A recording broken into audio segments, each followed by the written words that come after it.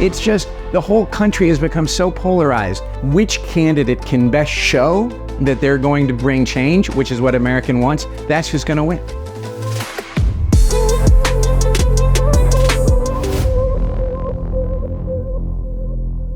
Harris versus Trump. The 2024 United States election is shaping up to be one of the tightest elections in the country's history. Every poll has the election on a knife edge, with many pundits saying the result is just too close to make any early predictions. I'm joined by Steven Okun, CEO of APAC Advisors and former member of the Clinton administration. Steven, thank you very much for joining us. Let's start with the mood in the U.S. right now. People are frustrated, they're angry. They say that America is not what they recognize the country that it used to be. What do you think has to change? Well, you use the right word, change. The Americans want change. And look, it used to not be this way. Now, literally every election is a change election. And this election is going to be a change election because, as you say, Americans are not happy. They're not happy with the economy. They're not happy with immigration. They're not happy with the hyper-partisanship that we see. They're not happy with the forever wars. Which candidate can best show that they're going to bring change, which is what America wants, that's who's going to win. And what do you say, the big ticket issues that's going to actually bring voters out on November 5th? Well, the two core issues in this election across the board are the economy and inflation, and they're bucket number one, and immigration is bucket number two. The voters do give an edge to Donald Trump when it comes to who's better at handling the economy.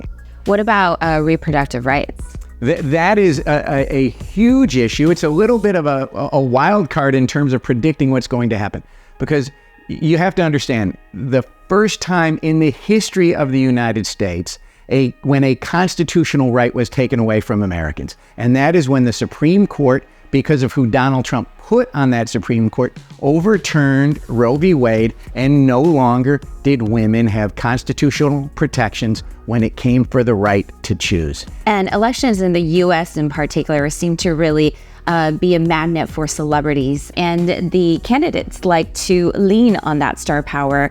So let's take specifically Taylor Swift. She has over 500 million social media followers. Does she have the star power to deliver Harris a win? She definitely can. But the interesting thing, I think, for the Swifties is not just can she get them to register to vote and then go out to vote, but can the Swifties influence their fathers, their husbands, their partners to vote? Because the Swifties, one of the biggest issues for them is reproductive freedoms. And can a Swiftie go to her dad in this case and say, you know what, Dad, I know you voted for Trump last time. I know you want your corporate tax cut. I don't care. I want my reproductive freedoms. Reproductive freedoms are just as important to me because they're important to my wife, they're important to my daughter. I'm just picturing all of the Swiftie dads standing outside of the concert stadiums waiting for their daughters wearing the friendship bracelets. Certainly. Okay, the other wild card here in terms of for Trump's camp, Elon Musk has been very vocal. How do you rate the Musk effect? Elon Musk is a successful business person without question. You could argue he's one of the most successful entrepreneurs in the history of the United States at this time. And for him to say, right, that I trust Donald Trump's good for me as a business person, that can have some sway. So Elon Musk could be as much a factor and maybe more of a factor in this election than Taylor Swift. But you have two real factors right now. And you touched on this a little bit, but let's get a bit more down to the nitty gritty of, often it's said that the U.S. doesn't have one election, it has 51 elections. Which states this time around are in focus, and which way do you think they will swing? Because so many states have become blue states, meaning they're going to vote for the Democrat no matter who they nominate, who the Democrats nominated. And the Republicans are going to vote red. Those red states are going to be Republican no matter who the Republicans nominate. We've now self-sorted and we're down to 7 states. We have 3 in the upper Midwest. We have 2 in the Southeast and 2 in the Southwest. If you have 7 toss-ups, and you flip a coin, it's going to come up 4-3.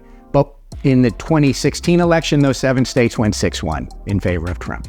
In 2020, those 7 states went 6-1 in favor of Biden. I think it will be 6-1 or 7-0 again, because what's ever driving four of those states, the economy, inflation, Trump or Harris, it's going to drive all of them or almost all of them. You've also been the chair of AmCham, both in Singapore as well as Asia Pacific. So from a foreign policy standpoint, in terms of the U.S., what have you noticed in recent years that stands out to you? The biggest thing is trade by far. And the U.S. stopped doing trade agreements. The last free trade agreement the United States did was with South Korea, and that was under President Obama. We've done none as a country under President Trump. We've done none as a country under President Biden.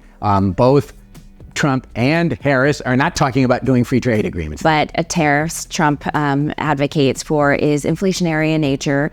When it comes to either a Trump win or Harris win, what is the impact on the global economy? Donald Trump has said he is going to do two things that are very inflationary. The first thing he said he is going to do is he is going to go back to being tariff man, but he is going to be tariff man on steroids this time around. He is saying 60% on everything out of China. We did not do that last time the United States under President Trump. It was much more isolated and it was much lower. I mean, they were targeted tariffs and they were a lower amount. Now he's saying 60% on everything, and then 10 or even 20% on the rest of the world.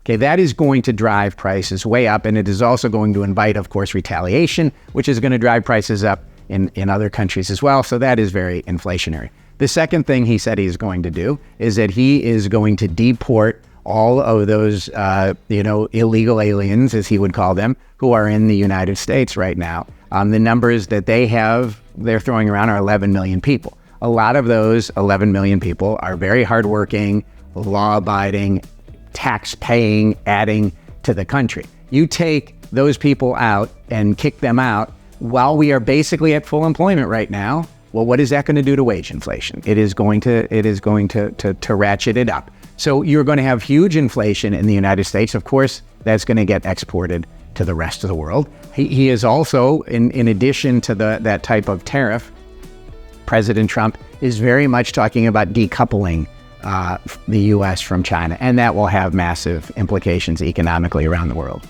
And if you had to read your tea leaves, who is going to win, why, and by how much? Well, I can tell you who is going to win, I can answer easily. And that is whoever is going to be the change candidate. And that's the challenge right now, because the Americans want change. And I mean, really, right now, it is just such a toss-up. I'm watching to see how Americans react to both of them arguing over this single question. But I will say it will be a change election. Well, thank you very much for your predictions, Steven, as we accelerate to this November decision date. A big thank you to our special guest, Steven Okun, CEO of APAC Advisors and former member of the Clinton administration. Thank you for tuning in to this episode of I See Your Trade, Season 5. I See Your Trade is brought to you by IC Markets, a leading high-performance trading provider. Trade up to IC Markets. See you next time.